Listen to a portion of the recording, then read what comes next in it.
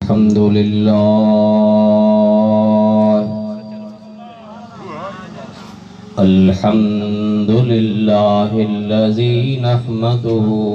व नस्तईनुहु व नस्तगफिरुहु व नु'मिनु बिही व नतवक्कलु अलैहि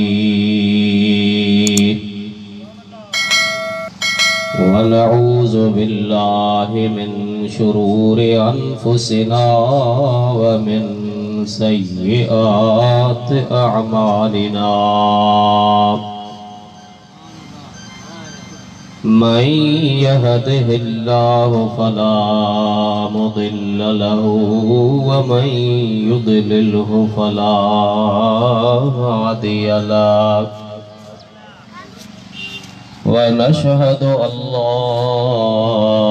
इलाहा इल्लल्लाह वहदहु ला शरीक लहु व नशहदु अन्न सय्यिदना व मौलाना मुहम्मदन सल्लल्लाहु अलैहि वसल्लम अब्दुहु व रसूल सल्लल्लाहु तआला अलैहि व अला आलिहि व अस्हाबिहि व अज़वाजिहि व ज़ुर्रिय्यातिहि व अहले बैतिहि अजमईन।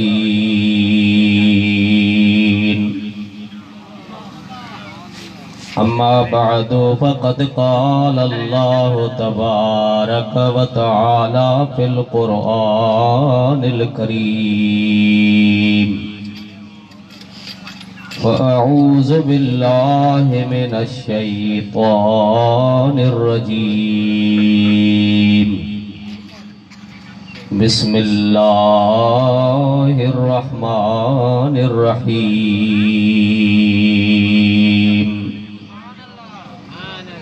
सुब्हानल्लज़ी अस्रा बिअब्दिही लैलन मिनल मस्जिदिल हराम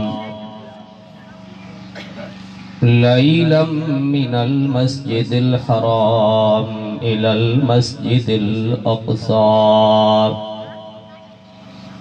अल्लज़ी बारकना हौलहु लिनुरियहु मिन आयातिना इन्नहु हुवस समीउल बसीर। आमन्तु बिल्लाहि सदक़ल्लाहुल अज़ीम व बल्लगना रसूलुहुन नबियुल करीम व नहनु अला ज़ालिका लमिनश शाहिदीन वश्शाकिरीन वज़्ज़ाकिरीन वल्हम्दुलिल्लाहि रब्बिल आलमीन।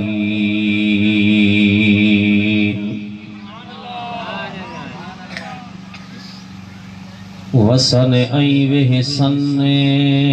दिहाड़ी ॾिसण लाइ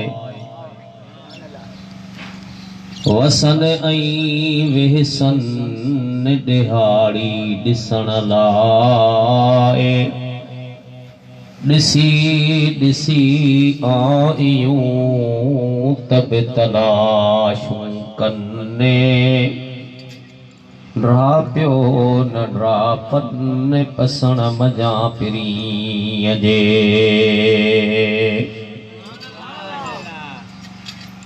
रया अथई रात सुबुह वींदई साझुरी लुआ लुआ मंजिलती पुचवे कर हिनन जी ताते हिय जोगिन संदी ज़ात बे भेरे भाग मिलई।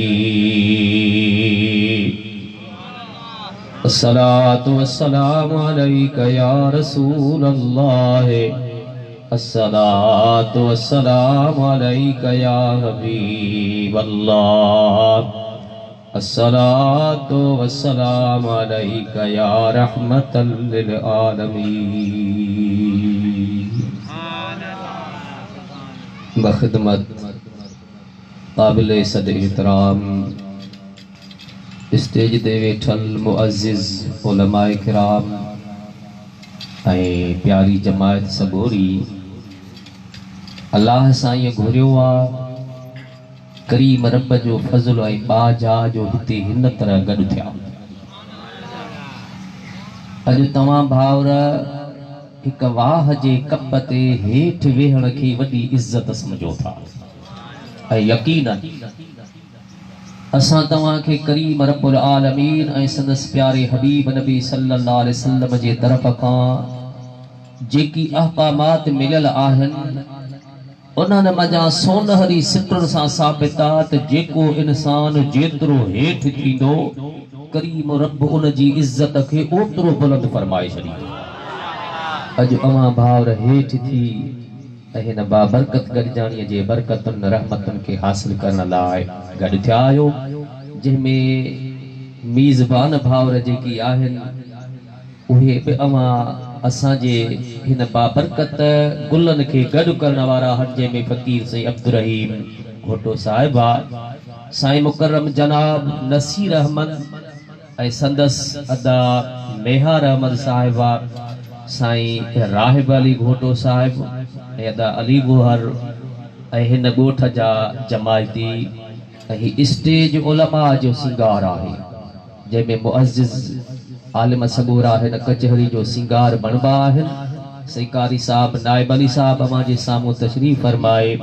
साईं मोहम्मद सिद्दीक़ साहब अवां जे साम्हूं तशरीफ़ फरमा आहे, पर हिननि कचहरनि में अचण वारे खां नालो ज़ात त पुछबो ई कोन्हे। बस गेट खां लथो राणे वॾऊं राति नओं नियापो आयो। कंहिं हिक जी ॻाल्हि कान थींदी आहे त मेहमान केरु आहे मीज़बान केरु आहे।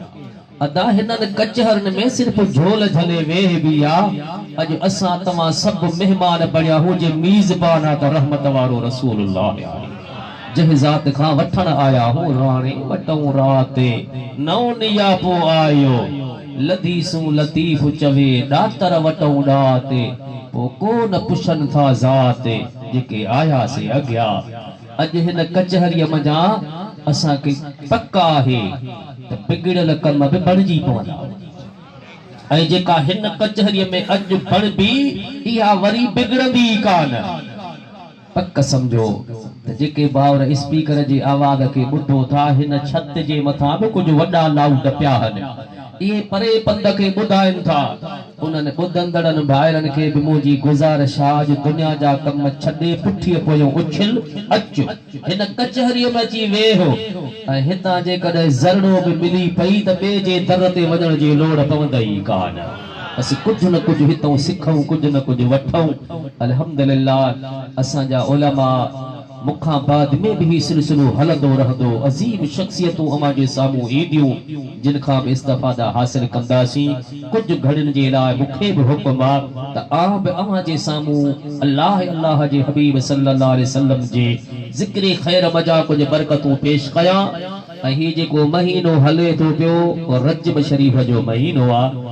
ऐं इस्लामी जेके उसूल आहिनि, जेके इस्लाम जा बुनियादी उसूल आहिनि, उन्हनि मां हिकिड़ो बुनियादी उसूल ही बि आहे त जेके मालदार आहिनि, जेके ज़र ज़ेवर जा मालिक आहिनि, जिनखे अल्लाह साईं पैसे दौलत जी ताक़त ॾिनी आहे, उन्हनि जे लाइ पंहिंजे मिल्कियत मां 40 हिसो अल्लाह जे राह में सदको ख़ैरात ज़कात जे नियत सां कयो वेंदो आहे। उहा रजब शरीफ़ जे महीने में अदा थींदी आहे, ऐं इन सां गॾोगॾु असां जंहिं नबी सरदार ते कलमो पढ़ियो आहे, असांजो आका हुजूर सल्लल्लाहु अलैहि वसल्लम, ऐं असां तव्हां हिन दुनिया में रिश्तनि सां जुड़ियल आहियूं। हिकड़ा हन माइट हिकड़ा हन दोस्त तो माइट भी उम्मीद आ तो दोस्त भी उम्मीद आ माइट में भी उम्मीद रखनी आ तो दोस्त में भी उम्मीद रखनी आ पर इहे हन दुनिया जा रिश्ता हिक महिल ईंदी जिते दुनिया जा माइट भी थकजी पवंदा दुनिया जा दोस्त भी थकजी पवंदा जिते माइट दोस्त थकजी पिया उते केरु गॾु बीहे हिताई साहब अजीब सुहिणी ॻाल्हि ॿुधाई आ त उते बि हिकु असांजो मित्र आ जेको असां सां गॾु बीहंदो वो माइट केरु आ जिते दुनिया अबो अम्मा भी न रहे जे तो माण्हू को मित्र संदो में मुंहिंजो हूंदा ही में सोच अल्लाह अल्लाह वो केड़ो माइट आ हालांकि अल्लाह जो महबूब त असां जो रसूल आ असां जो आका असां जो नबी आ पर भिटाई साहब एकड़ो अजीब सिलसिलो पेश कयो आ त माण्हू को मित्र संदो में मुंहिंजो हूंदा ही में सोझरो हशर वेल हिसाब में छॾे न वींदो सारे सॾ कंदो मुंहिंजो कोहारल केज धणी उन कोहारल केज धणीअ खे रब करीम हिन धरतीअ में सत ज़मीनूं सत आसमान जेका बि अल्लाह से जी मखलूक आ जानदार हुजे बेजान हुजे इन सब मखलूक में करीम रब जी कदे इज्जत बख्शी त इंसान के वलक़द करमना बनी आदम पर इंसानियत में पूरी खुदाई जे अंदर इन में नबी रसूल पैगंबर उलमा सुलहा खुतबा इन सबनी में जे कदे मुअज्जम बनायो आ अजीम शख्सियत बनायो आ जंहिंजे सदके जग ठहियो हो तुंहिंजो मुंहिंजो आका रहमत वारो दिलबर हबीब रसूलुल्लाह जी ज़ात आहे त उन महबूब सल्लल्लाहु अलैहि वसल्लम के अल्लाह साईं जो कुछ अता कयो उन जो तादाद केरु करे नथो सके जो इन्ना अअतैना कल कौसर महबूब मुल्क मुंहिंजो पर ॾिनो में तव्हांखे पोइ अल्लाह जे हबीब सल्लल्लाहु अलैहि वसल्लम सां करीम रब जो जेको कुर्ब उहे वॾियूं वॾियूं अज़ीम नेमतूं उन्हनि मां अज़ीम नेमतूं सरकार खे जेके अता कयूं वयूं आहिनि उन्हनि मां हिकु अज़ीम नेमत आहे हिकु मौजज़ो आहे जंहिंजो नालो आहे मेराज उन जो ताल्लुक बि हिन रजब शरीफ जे महीने 27 तारीख़ सां अल्लाह जा महबूब आलम अरवाह अर्श खां फर्श जे तरफ आया त बि महीनो रजब जो आहे वरी जे कदे फर्श का अर्श ते तशरीफ वठी विया ला मकान ते तशरीफ वठी विया त महीनो रजब जो आ जे आलम अरवाह अर्श का फर्श ते आया त मीलाद आ पर जे कदे फर्श का वरी अर्श ला मकान ते विया त मेराज आ हाने इन हवाले सा बगालियूं अवा भावरन जे नजर करनियूं हन पर अवा ते भी हिकड़ो बुधण जो हक आ ही कन गाॾहा ॾई के बिया कन गिने जो वक्त जे चोटीअ जो आरिफ बिल्ला भिटाई साहब जो ॾाढो पर ॾाढो शाह अब्दुल करीम बुलड़ीअ वारो ए उन्ही जी नसीहत आ ही कन गाॾहा ॾई के बिया कन गिने जो उन्हनि साण सुणे जो पहिरियां सदियूं ॻाल्हियूं ए पिरीअ जूं ॻाल्हियूं आहिनि पिरीअ जी पचार आ वो हज़रत ख्वाजा मोहम्मद ज़मान लुवारीअ वारो फरमाए थो त कंदे पचार पिरीअ जी अचे जन आराम दुनिया तुन ले दाम पुछन मौसम मौत जी इन्हनि लफ्ज़नि सां दुरूद गॾिजी पढ़ो त मां ॿ बरकतूं मेराज जूं अमा जी आॾो पेश कयां सल्लल्लाहु अलैहि या रसूल अल्लाह वसल्लम अलैका या हबीब अल्लाह कुरान करीम जूं बरकतूं बंदिजन थियूं विराजन थियूं अॼु उन कचहरीअ में वेठा हो जंहिं कचहरीअ में अचण वारे के रहमत लिल आलमीन जी ज़ात एक पासे पंहिंजो मेहमान सॼो आ ॿिए पासे सरकार जो फरमान मुबारकात हिते अचण खां अॻु जेको घर मां उथियो को ताक़त उथियो को हट दुकान बनी ज़मीन खां रवानो थियो जेतिरियूं बि विखूं खणी हिन कचहरीअ में पहुतो खयल हिक हिक विख जे एवज़ में रब करीम हिकु साल इबादत करण जो सवाब अता कंदो आहे हिकड़ी विख जेका तवा खईया हिक साल इबादत करण जे बराबर आ तो असुल सबब इयो आ जो मिठो मिठो असां ॾिठे जे पुठा जेका शे ॾिसो उहा खणो हाणे जेका शे ॾिठी नाहे असां जो तव्हां जो आहे हिन कचहरीअ में हिकड़ो अणॾिठो वापार आ वो अणॾिठो वापार त आहे पर जैसा वापार था कयो उन करीम जो हुक्म बाना मुंहिंजे दर ते तूं अची त ॾिस अल्लाह अकबर। सलमान भा कुरान करीम जो रहमतों बरकतों जहके बि नसीब थी पवन बेटा हिसाब जो फरमाए त सेवा कजो समुंड जी जितो जर वहे थो जाला सवे वहन सीर में माणिक मोती लाल जे मासो मिलई माल त पुजारी पुर थिए हिकड़ो ज़रड़ो पे मिली पए त बेकनार बहर बणजी वञे पो सॾु त ॾिने त अचो सभु अचे सेवा कयो पो हिकड़नि हा कई हिकड़नि न कई जिन हा कई उन्हनि खे छा मिलियो चेतो भला तन जा भाग कंजे लाइ भला तन जा भाग समुंड सोयो जन्ने आदाऊ अमी कमा मोती मरजानन ने लधाऊ लतीफ चवे लाल मझऊ लहरन पो कोन्हे कीमत तन आमुल महागो तन जो कुरान पढ़ण वारा बि आहिनि कुरान ॿुधण वारा बि आहिनि कुरान जी सेवा करण वारा बि आहिनि कुरान करीम जे दर ते झुकण वारा बि आहिनि पर जन इनकार कयो जिते गुल उते कंदा ॿई सिलसिला शुरू खां गॾु हलंदा अचनि था पिया पर क़द्र करे मुस्लमान भाउ जन खे कुरान करीम जे रहमतुनि जो क़द्र आहे जन सुञाणे वरितो जन ॼाणे वरितो उहे जंग खां अॼु बि सुखिया थी हिकु अमड़ आई नंढड़े मासूम ॿार खे उस्ताद वटि वठी साईं ॼन जा बच्चा पढ़नि था मुंहिंजे बचड़े खे बि त क़ुरान पढ़ाए मां वेहे ॿिया पढ़ंदा त ही बि पढ़ंदो नंढड़ो वेठो उस्ताद वटि पोइ नंढा ॿार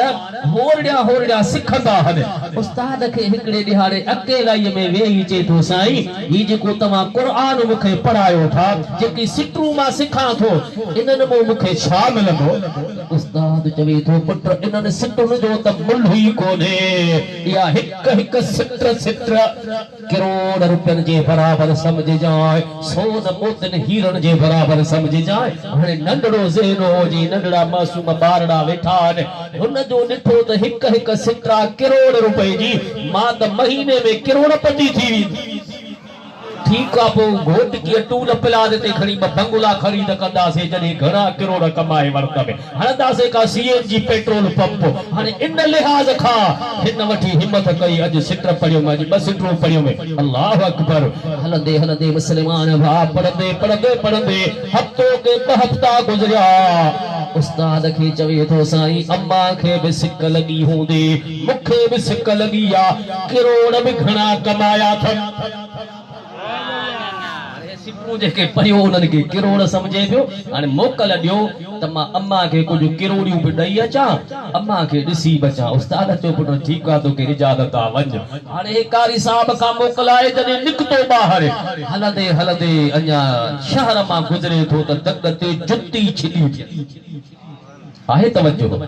पाइण वारी जुती जो छुटी पए त लाज़मी आहे मरीज़ त अस्पताल वञे न सही पोइ हर हिकु जे ठाहिण जे लाइ अल्लाह ताला हिकड़ा रिश्ता ठाहे ॾिना आहिनि पर कुर्बान रहमत वारे महबूब जी अज़मत जे मथां सरकार नबी सल्लल्लाहु अलैहि वसल्लम अमली तरह जेकी भी दुनिया जा मामलात आहिनि उहे हल करे ॾिना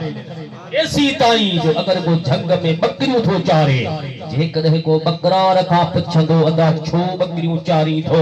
उनखे चवण जो हक़ आहे चवंदो त इन जे करे बकरियूं चारिया थो जो मुंहिंजे रहमत वारे नबी सरदार जी सुन्नत आहे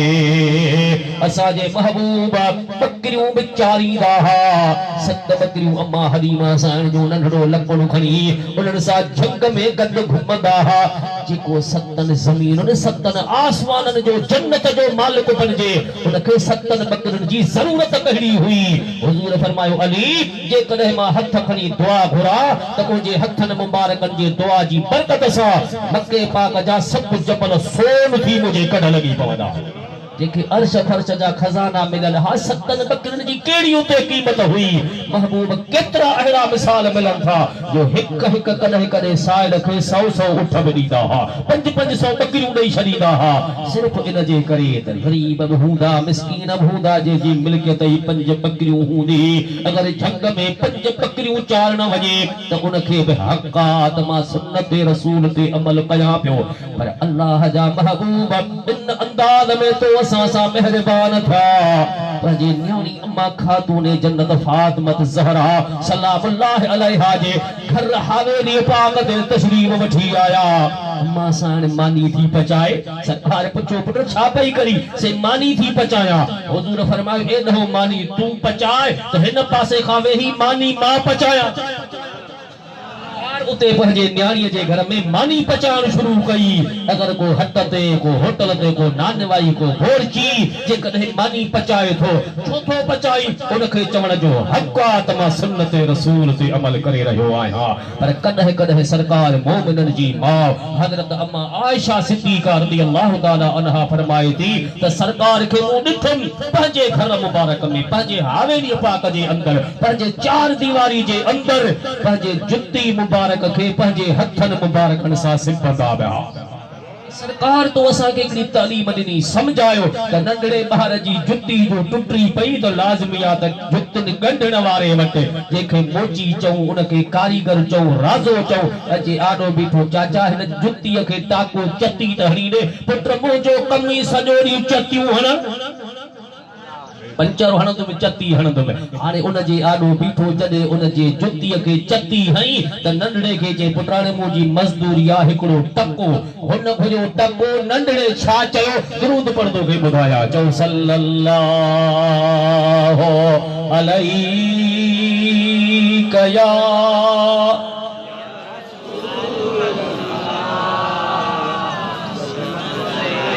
जितनी जमात कुछ आवाज थे वसल्लम अलैका या हबीब अल्लाह टको चाचा टको त मूं वटि नाहे पर तू बि मूं वांगुरु मिस्कीन थो ॾिसजी मां उस्ताद वटि किरोड़ कमाए आयो आहियां झोल झल त हिकिड़ी किरोड़ तोखे बि ॾियां पुट किथे तो वटि किरोड़ आहे चाचा झोल त झल मूंखों किरोड़ वठो निहारे त नंढड़ो मथों भी पढ़े तो कुल हुवल्लाहु अहद अल्लाहु समद लम यलिद वलम यूलद वलम यकुल लहू कुफुवन अहद सूरत इखलास पढ़ी हुनके दम करे चे तो चाचा वठो किरोड़ रुपया हो जाई वो जतन हाण वारो परेशान थी पुछे थो पुट कह पढ़ायो थी कहिड़ो तुंहिंजो उस्ताद आ किथों हलियो ही ये पजू आयतूं पजू हदीसूं पंहिंजे मुल्हनि खे ॿुधाए मां 5% कमाया 5% खपाया गरीब मिस्कीन आहियां जेकॾहिं सभिनी जूं हदीसूं ॿुधंदुमि त घर कीअं हलंदो मूंखे टको खपे परेशान थी चाचा मां एॾी वॾी आयत पढ़ी थम इन जी क़ीमत उस्ताद चयो आहे त किरोड़ रुपया मोटाए ॾे पंहिंजे उस्ताद खे चाचा पोइ ठीकु आहे हाणे हे सभु किरोड़ियूं पंहिंजूं उस्ताद खे मोटाए ॾिया ऐं चवांसि साईं घोटकीअ जे शहर में हलनि ई कोन थियूं इहे सिका खपनि कोन था मोटाए वठ पंहिंजा मूंखे टको ॾे त मां उन चाचे चपदन वारे खे ॾेई अचां अॼु न फजर पुट ठीकु तकिड़ो उतां मोटियो सिधो उस्ताद वटि बा घर न वञे छा से तव्हांजे सौदे मां मूंखे कस लॻी वई आहे इन जे करे मोटी आहे पुट कहिड़ी कस लॻी थी से तव्हां था चओ त सिठूं किरोड़नि जूं आहिनि चाचो चतन वारो त चए थो त टको बि वधीक आहे किए समझा उस्तादन तो कुर्बान वञा जे तो पुत्र उहो बि सच्चो आहे तुंहिंजो उस्ताद बि सच्चो पर असल ॻाल्हि आहे समझ जी जंहिंखे जेतिरी समझा हुनजी समझ ई आहे त चकियूं हणा टका कमाया हाणे हीअं कर मां तोखे कुझु हिकिड़ा हीरा थो ॾियां लाल थो ॾियां इहे 2 हीरा पाण सां गॾु खण मार्केट में वञ सराफ जे दुकान ते उते वञी ॿिन्ही जी क़ीमत कराए पोइ हिकिड़ो सराफ वटि रख हिकिड़ो हथ में खणो पोइ जॾहिं तोखे चाचो चतन वारो टको घुरे त तूं हीरो ॾिजांइ तोखे अग में खबर पए त जी क़ीमत केतरी आ। ओ बहीरा खणी लाल खणी एकड़े सोनारे जे दुकान ते पहुतो, उते वञी करे बाबा उस्ताद मोकलियो आ, हिन जी क़ीमत पुट हे त लखन में खपंदो हिकड़ो,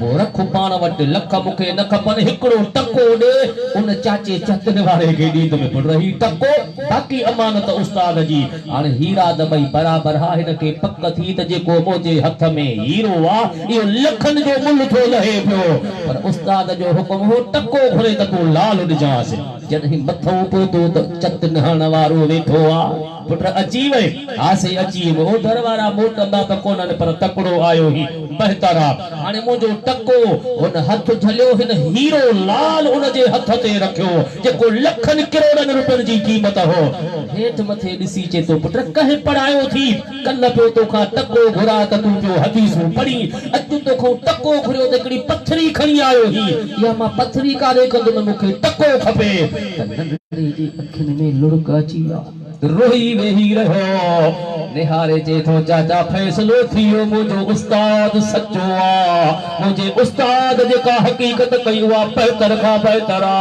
ओ चाचा सभु ॻाल्हि समझजी आ, मां तोखे लखन जो लाल ॾिनो आ ऐं तूं उनखे टके खां घटि समझी थो। जेके लाल हीरनि जी सुञाण नाहे उहो क़ुर खे कीअं थो सुञाणे सघे। अदा क़दुर वारा कम थिया, खुटा खरीदार, हीरे ऐं माणिक जी के साल कलहद मिसार, जेके लोह कुटन लोहार, तंहिंखे कहिड़ो क़दुरु सोन जो। ॻाल्हि पहिरीं आहे समझ जी, क़दुर जी, जॾहिं समझंदासीं पोइ हुनजो क़दुरु कंदासीं। जेका शइ समझूं नथा त बेक़दुर थी पिया हूं। अॼु क़ुर अल्लाह जी रहमत वंडिजे विरहाइजे पई ऐं तो असां इनखे मामूली मुल्हनि जी गॾिजाणी समझी टारे छॾियो। होश कर, हीअ कचहरी उहा कचहरी आहे जंहिंजे मथां दारेक मुंहिंजे दिलि पर हबीब जी निगाहे करम हूंदी आहे। अल्लाह जा फ़रिश्ता हिन कचहरी जो मुआइनो करे मथे वेंदा आहिनि त करीम रब उन्हनि का पुछंदो आ त किथां आया साईं। घोटा ॿाहिरि गॾु थिया, घोटकीअ जे भिक में कुझु कचो कुझु पको जी सरहद ई उतां था अचूं पिया। हालांकि अल्लाह साईं खे सभु ख़बर आ केर आया हा, काॾों आया हा, उहे छा चवनि पिया, छा घुरनि पिया। अल्लाह अल्लाह त फ़रिश्ता अर्ज़ कंदा, रब मिठा तुंहिंजे रहमत जा तालिब हा, जन्नत जा तालिब हा, तूं जूं मिठियूं ॻाल्हियूं ॿुधी ख़ुशि पिया थियनि। त रब करीम फरमाईंदो मूंखे ॾिठो अथनि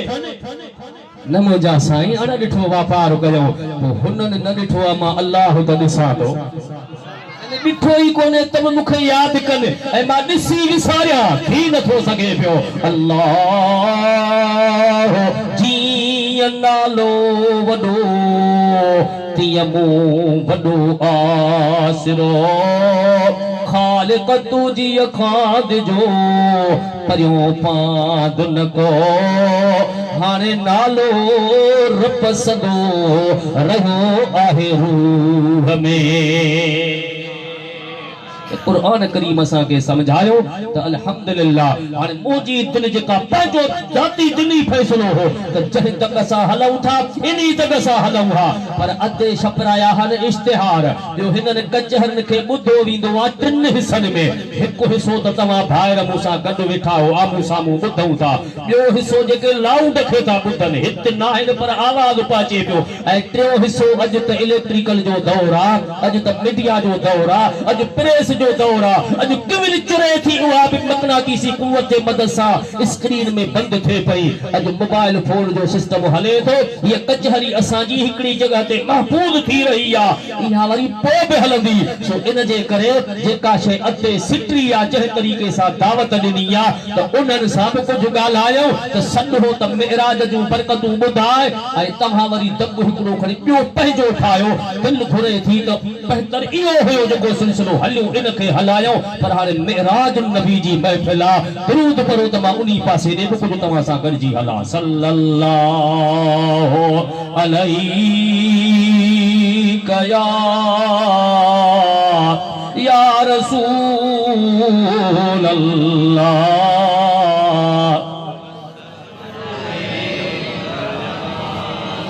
वसल्लम अलैका या हबीब अल्लाह। तवज्जो मुसलमान भा, मुझे रहमत वारे नबी सरदार जो मोजज़ो मिराज शरीफ, हालांकि हुजूर जी हर अदा के कुरान लिखो आ। महबूब नबी सल्लल्लाहु अलैहि वसल्लम सिर्फ रुगो पंहिंजे जुल्फन मुबारकन के फड़ी ॾींदा हा, कुरान त उन खे बि लिखियो आ। सरकार पंहिंजे रुख मुबारक के सिर्फ रुगो गुस्ल मुबारक कंदा हा त उन खे बि कुरान सिटियो आ। अल्लाह जा महबूब जहिड़े तरीक़े सां जितां बि उथंदा हा कुरान पाक लिखियो। महबूब हथ मुबारक मथे खणंदा हा कुरान लिखंदो हो। सरकार कदम मुबारक खणंदा हा त कुरान कसीदा लिखिया। फरमायो तो फला उक़सिम बिश्शफ़क़ वल्लैल वमा वसक़ वल क़मर इज़ा इत्तसक़ लतरकबुन्न तबक़न अन तबक़ फमा लहुम ला युमिनून।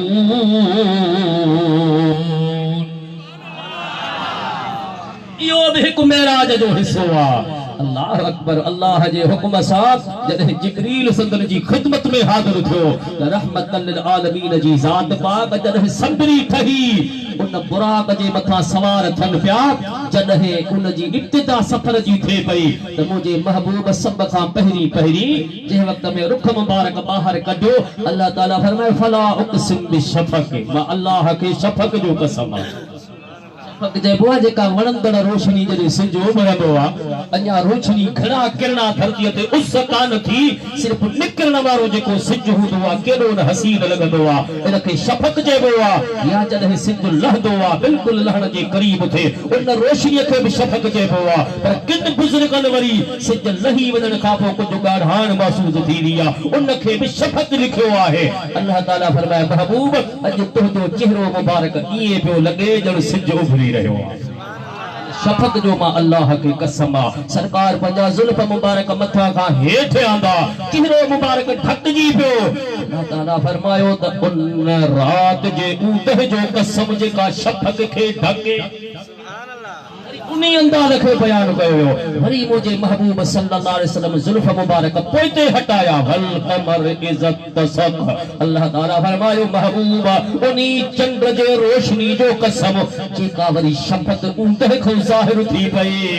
अल्लाह अल्लाह अञा अॻिते मेराज जे ज़िक्र खे बयान फरमाए थो त उन्हनि तबक़नि जो कसम आहे जेके तव्हां खे अता कया विया हा, उन्हनि ईमान अञा बि न आंदो, छा उन्हनि जी मजबूरी आहे। फमालहुम ला युमिनून, अञा बि छो ईमान को नथा आणनि पिया।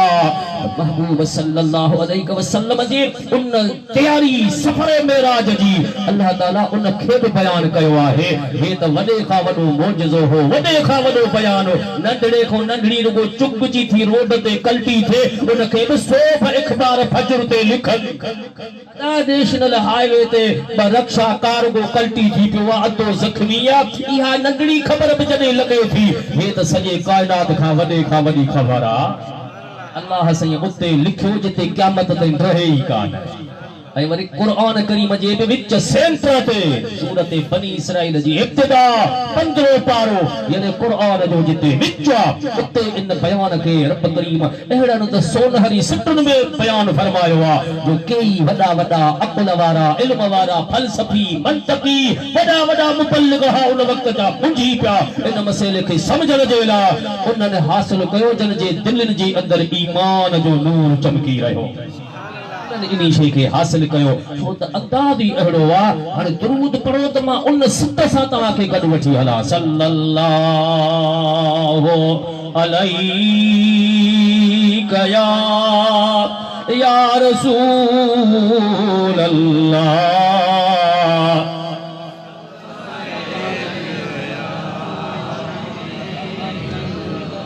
आहे तवज्जो अदा ॻाल्हि सम्झ में अचे थी। औरंगज़ेब बादशाह वॾे बोरची न पियो बीहे, ॾाढी कोशिश कई, 8 ॾींहं 15 ॾींहं वियो। नेठि हिकिड़ो बोरची आयो, चइसि मां तव्हां वटि टिका, अचे भॼी वई त फांसी ॾींदोमांइ। लिखो, चइसि महाराज तुम छो छॾी तुम्हें बादशाही दर। हाणे हिन सां मुआहिदो थियो, वेठो जॾहिं थियो मानी पचण जो टाइम, बादशाह खां पुछियसि छा पचाया? चयव आनो भत जो। हाज़िर सही अलाए बीमार हण आनो भत जो। ॿिए ॾींहं ते से अॼु जे आनो भत, टियों ॾींहुं चइसि आनो भत जे भत। कते ॿिया बि न पिया बीहनि का इहा ई मजबूरी सभिनी जी हाणे गुज़ारणो पियो छॾे बि न पियो सघे पोइ वीचारो मजबूर थियो जॾहिं ॾिठई त कमु ठहंदो ई कोन बादशाह मूं जिंद कीअं छुटे पोइ अहिड़ो तरीक़ो कई त को सोराख ठाहियां जो पाण ई मूं मां हथ कढे पोइ हिकिड़े ॾिहाड़े आनो भत जो आनो लूण विधई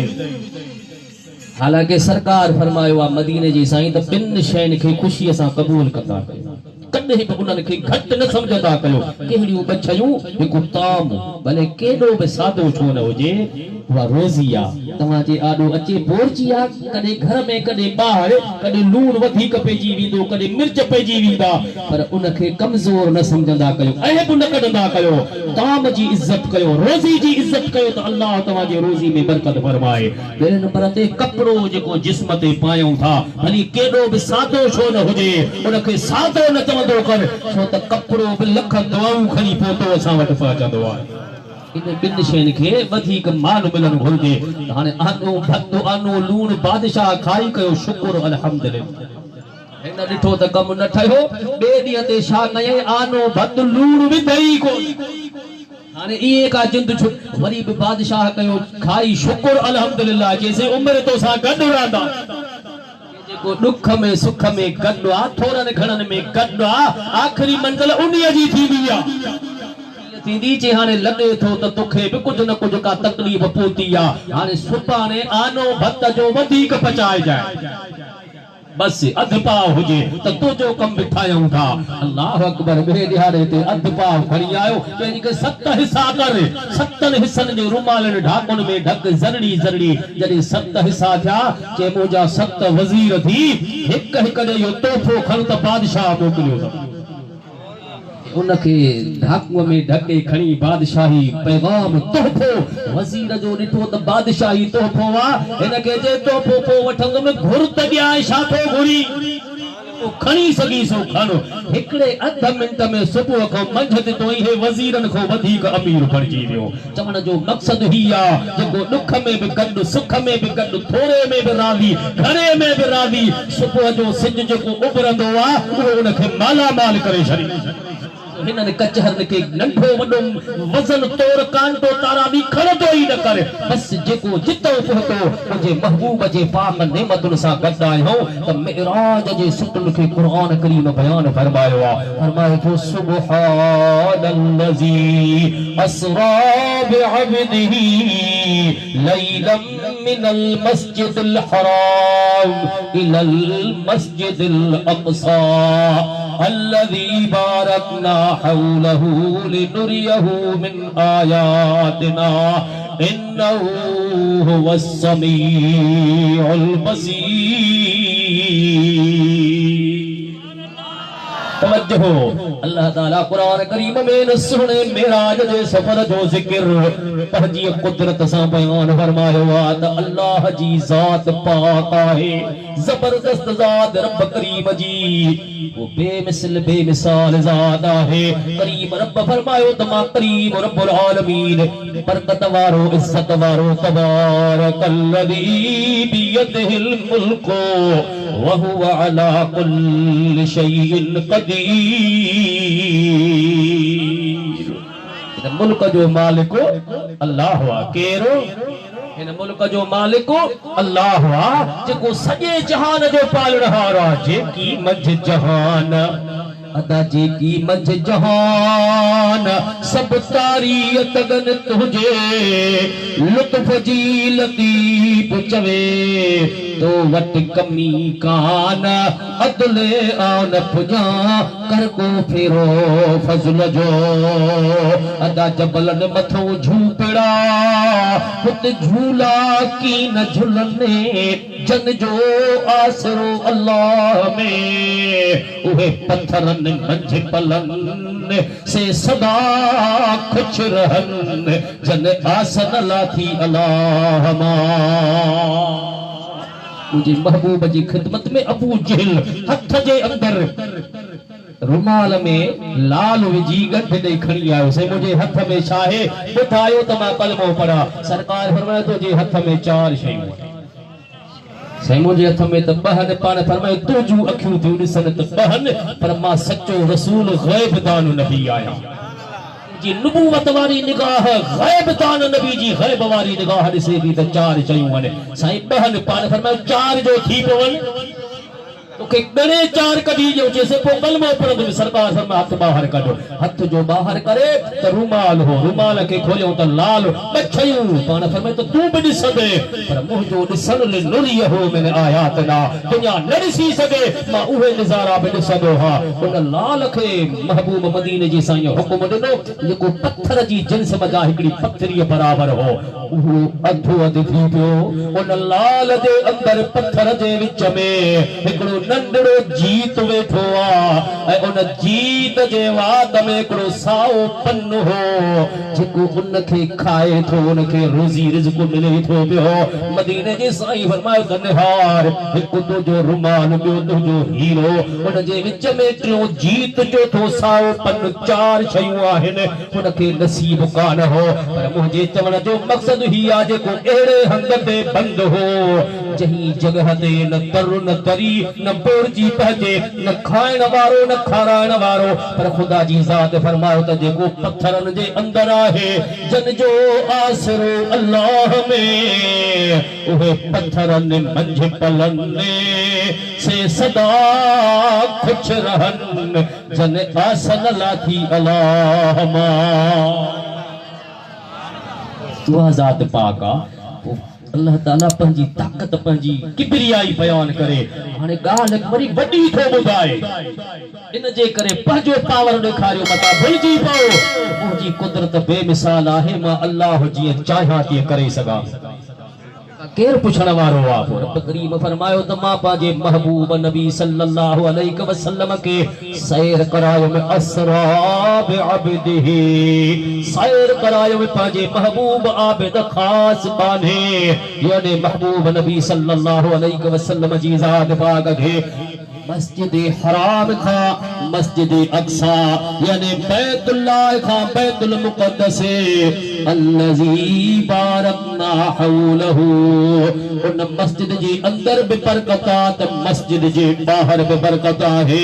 इन जो मकसद सिर्फ इहो हुयो इहो सैर इहो सफर रात जे थोड़े टाइम में इन करे करायो सी लिनुरियहु मिन आयातिना त जी असा पांजे महबूब के पंहिंजो खास खास निशानियों ॾेखारियो पो इन्नहु हुवस समीउल बसीर ये चक अल्लाह ॾिसंदड़ बि आहे त ॿुधंदड़ बि आहे ही आहे इन क़ुरान पाक जे आयत सगूरीअ जो लफ़्ज़ी इस्लाही तर्जुमो इन जी गंढ के खोलियो ढक त वियो बंद थी ढक लहे खबर पए त अंदर छा है दुकान जो तालो जॾहिं खुलंदो त अंदर जो राज मालूम थींदो तो आलमन आरिफन इनी मामले के सबन लखन करोड़न दंडन में विराए वरी फिरी फिरी सब साॻी जगह ते बीहन था कसर हिक करोड़े संग सिगड़ी खी मंज़िल हिकड़ी पर दंग उन जा करोड़ थिया जे तो कसर हिक करोड़े संग सिगड़ी खियो जाडू कयम में परख ताडू साजन साम हो मुझे महबूब जे मेराज जो जेको मकसद हो मस्जिद खा मस्जिद अल्लाह अल्लाह रात सिर्फ इन जे लाइ अल्लाह ताला फरमायो ले नुरियहु मिन आयातना यो सब कुछ इन जे करे कयो से त जी असा पंजे सोने नबी सरदार के पंजू खास निशानियों दिखाए आहे तवज्जो हां इहो पीरियड उलमा जो आहे मूंखे कुछ सेखारींदा मां वहां खां ऐं पंहिंजे स्टेज जे उलमा सभिनि खां गॾियल इहो सवाल थो कयां त अल्लाह ताला पंहिंजे महबूब खे जेके ख़ासि ख़ासि निशानियूं ॾेखारियूं जंहिंजे करे हे सफ़र थियो सैर थियो उहे निशानियूं अल्लाह महबूब खे जेके ॾेखारियूं उहे ॾिठल ॾेखारियूं या अणॾिठल ॾेखारियूं कॾहिं एॾे ज़हन ठाहियो थी अल्लाह ताला महबूब के जेके शयूं ॾेखारियूं उहे अल्लाह जे रसूल अॻ में कोन ॾिठियूं छा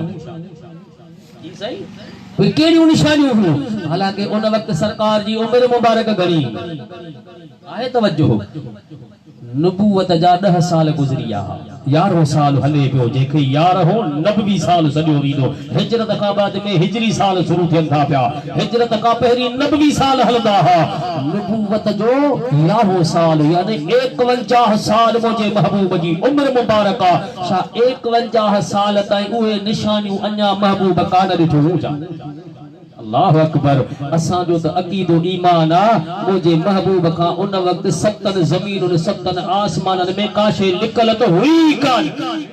सब कुछ मुझे महबूब ॾिसी चुका हा मुशाहिदो करे चुका हा जे न समझ में अचे तो कुरान जे दर ते अचो अल्लाह ताला कुरान करीम जे अंदर असां के फरमाए तो समझाए तो इब्राहिम नबी अल्लाह जो खलील उनी दुआ घुरी अल्लाह खोड़ मूंसां मेहरबानियूं कयूं थी पर अज मुंहिंजी हिकड़ी तमन्ना थी पया त मूंखे ॾेखार त मां ॾिसां जा सोना नबी तो के अखियूं अदा कयूं थमे ॾिस जेको वणई तो के जलियो कया रब मिठा जेके हे अखियूं ॾिसन उहो न मूंखे उहो कुझु ॾेखार जेको ही दुनिया जूं अखियूं न ॾिसी सघनि कहिड़ी शइ ॾिसंदे जे तो रब अरनी कैफ तुहिल मौता ऐं मुंहिंजा अल्लाह जेको कम क़यामत जे ॾींहुं थींदो मूंखे अॼु ॾेखार इतनी सा कयामत में छा थींदो अर्सो करे रब मिठा जेके मरी विया हन कब्रुनि जे अंदर जेको जिते क़यामत में मोल जेरा थींदा उहे कीअं जेरा थींदा मूंखे अॼु ॾेखार ॾिसां त मोल जेरा कीअं था थियनि रब करीम फरमायो त इहो क़यामत जो मंज़र आहे सभु कंहिंखे न मिलंदो पर तूं मुंहिंजो खलील जो आहे असां लेखा ई कोन लिखे तोखे ॾेखारियां थो ॾिस त मुआ ज़िंदह कीअं थींदा पर क़ुरान पाक में अञा हीअं बि आहे 8 मिंट में इब्राहिम अलैहिस्सलाम सफ़ा जबल जे मथां बीही हेठि ॾिठो मथे ॾिठो अॻिते पोइते सॼे खपे 7 ज़मीनुनि 7 आसमाननि जी बादशाही अल्लाह ताला फरमायो असां इब्राहिम अलैहिस्सलाम खे ॾेखारे छॾी अध मिनट में इब्राहिम खलील 14 तबक ॾिसी सघे थो त 51 साल में जेको इब्राहिम नबी जो सरदार आहे पर सभिनी नबियनि जो इमाम आहे अञा कुछ कोन ॾिठो छाजो ले नूरियहु मिन आयातना अॼु थो करीम रब ॾेखारे मुंहिंजे महबूब छा छा ॾिठो हो उन हवाले सां बस हिकिड़ी हदीस पाक सिंपल तौर मुंहिंजे ज़हन में अचे पई उहा अवां खे ॿुधाए पोइ कुझु मंज़िल खे खोलियूं था पर सल्लल्लाहु अलैहि या रसूल अल्लाह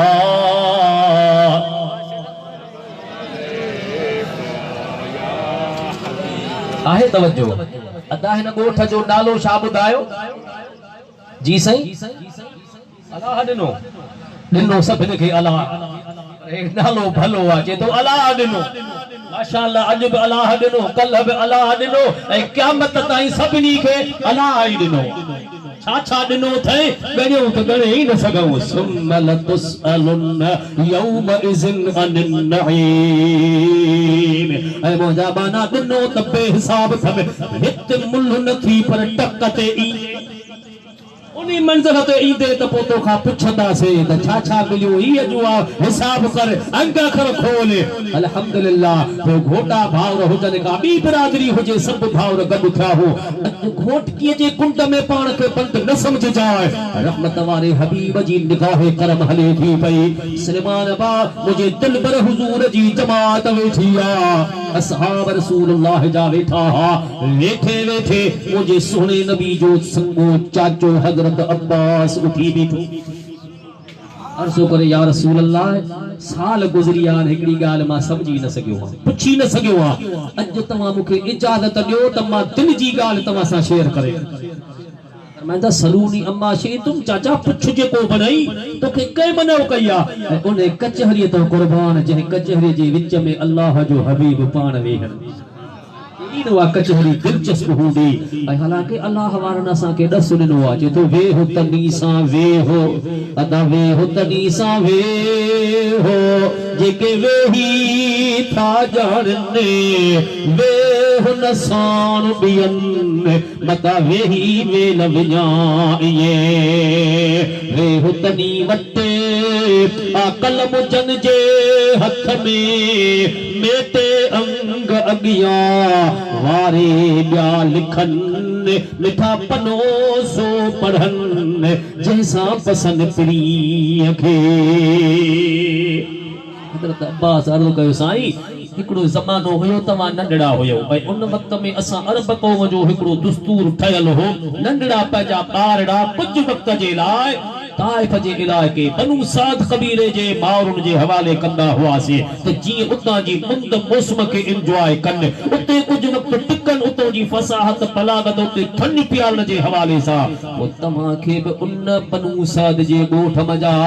एक अमर हलीमा नाले पंहिंजे हज में वठी खणी वई पोइ कुझु वक्त खां बाद में महीनो खन गुज़रियो त असांजो ॾाढो हज़रत अब्दुल मुतल्लिब साईं असांजे साम्हूं वेही करे ऐं असांखे हुकुम ॾिनो त शायदि अव्हां जो भाइटियो हो संदत जो अपो दुनिया ते न रहियो जो तव्हां इन मामले खे अणपूरो समझी विसारे छॾियो हाणे मुंहिंजो तव्हांखे हुकुम आहे त तव्हां मां को बि हिकु पंहिंजे भाइटे जी वञी सुध संभाल लही अचे। हज़रत अब्बास अर्ज़ु करे मुंहिंजा सुहिणा हबीब उन वक़्त मां उठ ते चढ़ी अब्बे जे हुकुम जे मुताबिक़ अम्मा हलीमा जे ॻोठ में पोत में ऐं अमर अव्हां खे हज मुबारक में खणी मुंहिंजे आॾो पेश थी हिकु दफ़ो ॾिसण सां थक ई लही वियो ज़ियारत थी ॾिसंदे ॾिसंदे सिज लही वियो अम्मा सां अर्ज़ु कयो अदा भाण राति रहो फजर ते भली हलियो वञा राति टिकियो राति जो टाइम हो जीअं जो नज़र कयां त आसमान में जेको चंड चमकंदड़ उहो चंड घुमे थो चंद्र के घुमदे ॾिसी हैरान रहिजी वियो अॼु ॾींहं ताईं न समझी सघियो आहे हाणे तव्हां ॿुधायो त आका जो चंद्र छो घुमी रहियो। मदीने जे साईं फरमायो चाचा तमाम ॻाल्हि भली कई थी बहितर जो चंद्र आसमान में तो घुमदे ॾिठो इहो मामलो अॼु जो तुंहिंजे दिल में रहल पर खोलियो थी त हाणे ॿुध मां तोखे सम्झायां त छो पियो घुमे से कहिड़ी हक़ीक़त सरकार फरमाइनि था त उन राति मुंहिंजी अमड़ मूंखे निंड कराइण जे लाइ जॾहिं सुम्हारियो हो त कुझु कपिड़ो जेको ॿंधण ॿार खे ॿधिबो आहे उन जूं ॻंढियूं अहिड़ियूं ॾिनई जेके मूंखे तकलीफ़ पयूं ॾियनि अल्लाह ताला उन चंद्र के हुकुम ॾिनो हो ऐं चंद्र मुंहिंजे सोने हुजूर जे दरबार में वञो तकलीफ अचे थी कठिन जे करे जेसी तो माई साहिबा उठे एसी ताईं तो चंद्र वञी मुंहिंजे सोने हुजूर खे खेॾा चाचा चंद्र मूंसां खेॾण आयो हो हाणे हिन वक़्तु जेके फिजिक्स केमिस्ट्री पढ़ाइनि था जेके साइंसदान आहिनि जेके वॾा वॾा अकाबिर आहिनि उहे इन ॻाल्हि जी दावा कनि था त असां पंहिंजे इलेक्ट्रिकल जे मदद सां पंहिंजे मक़नातीसी कुवत जे मदद सां जहाज ठाहे वञी चंड ते पहुतासीं ठीकु आहे हाणे मञिजे बि त तव्हां चंड ते पहुतो पर इहा दावा त कॾहिं न कंदा त सुभाणे चंड लुकमान फाटक खैरपुर में लाहींदासीं घोट की टूल पिलाद ते सुभाणे चंड लहंदो इहा दावा न कई थी न करे सघंदे असां मञो से ठीकु आहे पर कुर्बान रहमत वारे हबीब ता चांद पे जाना हकीकत सही चांद कदमों में लाना बड़ी बात है महबूब चंद्र के एक इशारे सा दिल पर हबीब जे दरबार में हाजिर थियो चांद पे जाना हकीकत सही चांद कदमों में लाना बड़ी बात है चांद कदमों में लाना बड़ी बात है। हजरत जाबिर बिन समरा फरमाए तो दिल पर हबीब सा हिक रात मथा गॾु वेठो आ चेहरे मुबारक के ॾिसी चंद्र खे ॾिठुमि सरकार फरमाए त जाबिर छा थो ॾिसी साईं हू आसमान जो चंद्र तव्हां सॼे जहान जे लाइ रोशन के भी सिराज मुनीरा करीम रब सदियो आ अज हुन सिराज मुनीर वाले फैसले के ॾिसां पियो तो कीअं तो फैसलो कयो आ इन फैसले जी सिट लतीफ़ सही समझाई जेको त चंद्र के चयो त चंद्र जो ॾींहं जो उबरी तू सव सव करी सिंगार हिक पल न पारियो प्रिय सा हीला करी हजार चंद्र तुझी सब जमार मुझे दिल भर जो दम न लही पर किरोड़ कमर उबरने शम्स सव हजार ज़ाहिर जे मुंह पिरिय थिए वीही पतीवार त सारी सब जमार चंद्र चंद्र की न करे मुझे महबूब जो मकाम मथे आ हदरत अब्बास को साईं यो उन वक्त वारो ज़मानो अन्या याद थव तो सरकार फरमायो चाचा तो कोई गाल पुछी जे यादगीरे जे हलियो ही त थोरो अगते तो तोखे वठी हला जह वक्त मां पंहिंजे अम्मा साण जे बतने अतहर जे अंदर हुयो में अम्मा साण जे पेट मुबारक में हुयो में अम्मा आमना साण जे बतन पाक में उन वक्त बि सतन आसमानन खां मथे लोह महफूज ते अल्लाह जे हुक्म सां कलम तकदीर लिखंदो हो उन कलम जे लिखण जो आवाज हो मां पंहिंजे अम्मा जे पेट मुबारक में ॿुधंदो बि हुयुमि त उन कलम खे ॾिसंदो बि हुयुमि आहे तवज्जो अदा अम्मा जे पेट मुबारक में जेको सतन आसमानन खां मथे लोह महफूज खे ॾिसी बि सघे थो ऐं उन कलम जे आवाज़ खे ॿुधी बि सघे थो उन खां लिकल कहिड़ी शइ सरकार कान ॾिठी ही लिनुरियहु मिन आयातिना मुझे महबूब सब कुछ ॾिठो हो काशे लिकल हुई कान ऐं भुलिजी न वञा ज़िम्मेवारी जी स्टेज आ मां पंहिंजे लफ़्ज़ लफ़्ज़ जो ज़िम्मेवार आहियां ही जेके ॻाल्हियूं सिलसिलो ॿुधी पियो वक़्त जे चोटीअ जे आलमन अल्लामा मुईन काशफी मुआरिज नबूवत में इन हदीस खे लिखियो आहे मारिफुल क़ुरान वारे इन हदीस खे लिखियो आहे तफसीर मज़हरी वारे बुज़ुर्ग इन हदीस पाक खे लिखियो आहे त पोइ चवण जो हक मुस्लमान भाजे के जीजल अमल दे पेट मुबारक मां लोह महफूज लिकल नाहे उन का अल्लाह ने गोठ जा घोटा भाव रखी था लिखी सगन पिया उन का घोट की थी लिखी सके सजी कायनात मुझे महबूब जे सामुआ तंग परे आहे कार तो जे मथो बे हक थी दुखन दर्दन सूरन में पंजन वटन वनी थो पर अधरात जो हिकड़ो दफो उठी मुझे सोने हुजूर के सॾु कंदो कर सजण सार लहे जो आओ जिया तुझे आसरे सभई पारू सूरजू हिक लहज़े मंझिल ते जो मिठा तू न मुंह मटे जो जे जग मटे ना घोरियो ॿुधे ज़ारियूं निमाणीअ जो आका ॿुधे ज़ारियूं निमाणीअ जो अची रस या रसूल अल्लाह अची रस या हबीब अल्लाह ॿुधे ज़ारियूं निमाणीअ जो आका ॿुधे ज़ारियूं निमाणीअ जो अची रस या रसूल अल्लाह अची रस या हबीब अल्लाह उन मेराज वारी रात कह भी मोड़ ते पिरिय तो असा के विसारियो ही कोने कुर्बान महबूब जे मेहरबानन जे मथा तकरीम जे हुक्म सा जिब्रील अलैहिस्सलातु वस्सलाम जेको मलाकन जो सरदार रूहुल अमीना ये समझ सबिन जो प्रेसिडेंट उनखे हुक्म थियो त जन्नत मां हिकु बुराक सवारीअ जे लाइ वठी मुंहिंजे महबूब जे ख़िदमत में पेश थी अदब प्यार मोहब्बत सां अर्ज़ कर उन बुराक ते सरकार सवार थी अॼु लामकार जा सैर थींदा मां पंहिंजे महबूब सां खिलवत जी कचहरी फरमाईंदुमि इन्नल्लाह अश्ताक़ुल इला लिक़ाइक या रसूल अल्लाह इए वञी चओ ॿियो त सभु कुझु ॾिठो थी मुल्क त मां तव्हांखे ॾिनुमि सत ज़मीनूं ॾिठव सत आसमान तव्हां ॾिठा ऐं मुंहिंजा सोना हबीब मुल्क त ॾिठो थी पोइ जग मुल्क ॾिसंदो पर मालिक त कहीं ॾिठो ई कान्हे असल मकसद ही हो मुझा हबीब मुल्क तो इब्राहिम नबी भी ॾिठो पर मालिक तो कोन ॾिठाई बादशाही ॾिठई पर बादशाह कोन ॾिठई मता मामलो रहिजी वञे कहे बि दावा कान कई त को अखियुनि सां अल्लाह ॾिठ में ऐं मुंहिंजा सोना हबीब अॼु तव्हां जे लाइ ये अमानत है राज है दीदार मुझो रहल हो हाने अचो वो जग तवा को पुछंदो त तवा के चवण जो हक मिली पवंदो रई तो रब्बी अज़्ज़ व जल्ल फी अहसन सूरत ऐ दुनिया वारो बुधी छजो मा रहमत वारे नबी सरदार पजे अल्लाह के पजे अख निशान सी आयो आयो या दवा बे कह कान कया सब को रह जियो महबूब है तो जो ताज इलाज है तो जो इनाम इहो ही मकसद हो ले नुरियहु मिन आयातना हाने किथे थियो किए थियो मोमिनन जी मां हजरत अम्मा आयशा सिद्दीका रदियल्लाहु ताला अन्हा कुछ मामलात तो असा के समझाया पर कुछ सहाबा किराम भी इनी गाल ते मुत्तफिक हा पर कचहरी में कहे अर्ज भी कयो मुजा महबूब मिठा